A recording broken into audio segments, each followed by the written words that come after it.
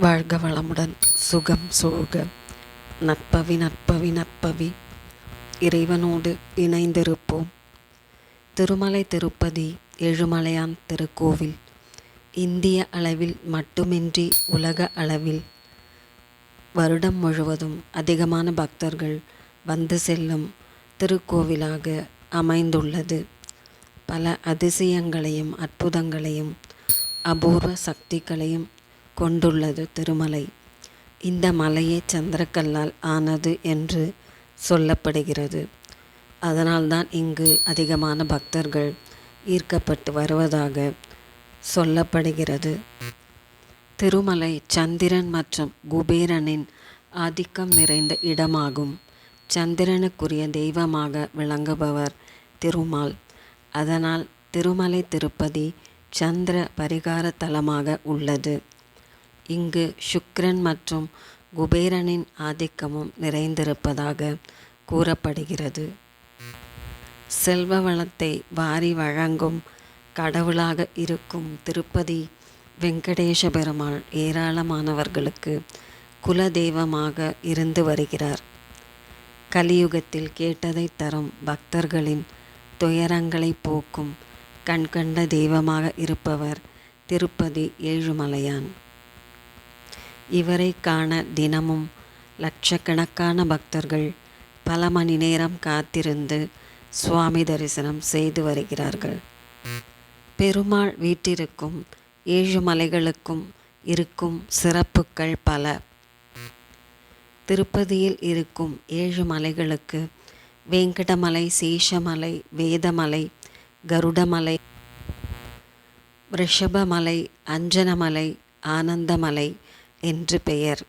இவற்றுள் வேங்கடமலையில்தான் திருப்பதி வேங்கடாச்சலபதி கோவில் கொண்டுள்ளார். இந்த 7 மலைகளும் சப்தகிரி என்றும் வழங்கப்படுகின்றன. வேங்கடமலை வேம் என்றால் பாவம், கட என்றால் போக்குவது. பாவங்களை போக்கும் மலை என்பதால் இதை வேங்கடமலை என்கிறார்கள். இங்குள்ள மூலவர் சுயம்பு மூர்த்தியாக தோன்றியவர். இவரது திருமேனி அரிய வகை சால கிராமத்தால் ஆனது. இது 7வது மலையாக விளங்குகிறது. மேலிருந்து பார்த்தால் இதுவே முதல் மலையாகும். இது வேங்கடாத்ரி என்ற பெயராலும் அழைக்கப்படுகிறது. சேஷமலை திருமால் ஸ்ரீனிவாசராக அவதாரம் எடுத்து பூமிக்கு வந்ததால் அவரை தாங்குவதற்காக ஆதிசேஷன் மலையாக வந்தார். எனவே அவரது பெயரால் இந்த ஆதிசேஷ மலை அழைக்கப்படுகிறது. ஆதிசேஷன் நின்ற கோலத்தில் பெருமாளை தாங்கிக் கொண்டிருப்பதாக கருதப்படும் சேஷமலை 2வது மலையாக உள்ளது. இது சேஷாத்ரி என்றும் அழைக்கப்படுகிறது.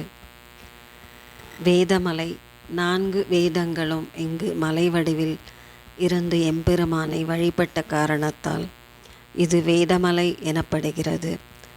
இதை நாராயணாத்ரி என்றும் அழைக்கிறார்கள். கருடமலை பெருமாளை வணங்குவதற்காக வந்த கருடாழ்வார் வைகுண்டத்திலிருந்து எடுத்து வந்த மலை என்பதால் இது அவருடைய பெயரால் கருடமலை என்றும் கருடாத்ரி என்றும் அழைக்கப்படுகிறது.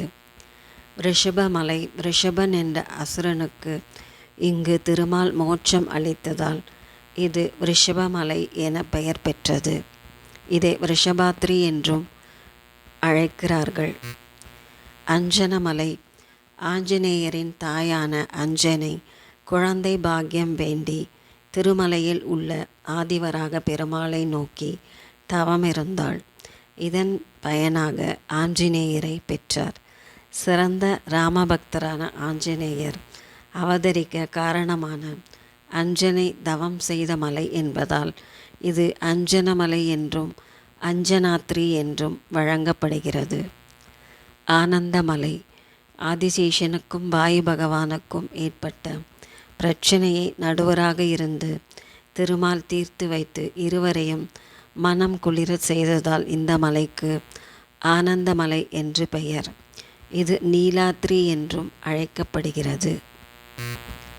ஏழுமலையானை அழைத்தால்தான் அவரை சென்று ஏழுமலையில் தரிசிக்க முடியும். திருப்பதி சென்று வந்தாலே திருப்பம் வரும் என்பது பக்தர்களின் நம்பிக்கை. திருமலையின் அடிவாரத்திலிருந்து பெருமாள் அருள் பாலிக்கும் ஆனந்த நிலையம் வரைக்கும் ஏழுமலையானின் அருள் பார்வை நிறைந்திருக்கிறது.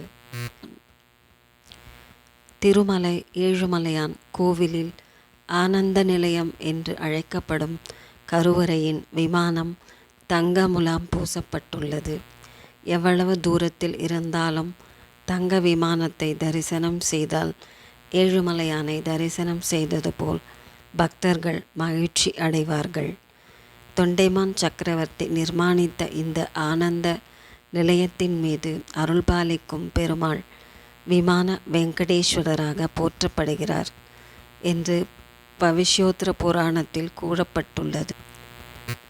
பெருமாள் ஸ்ரீனிவாசனாக பூமிக்கு வந்தபோது ஆதிவராக சுவாமியிடம் அனுமதி பெற்றே திருமலையில் தங்கினார் என்கிறது புராணம்.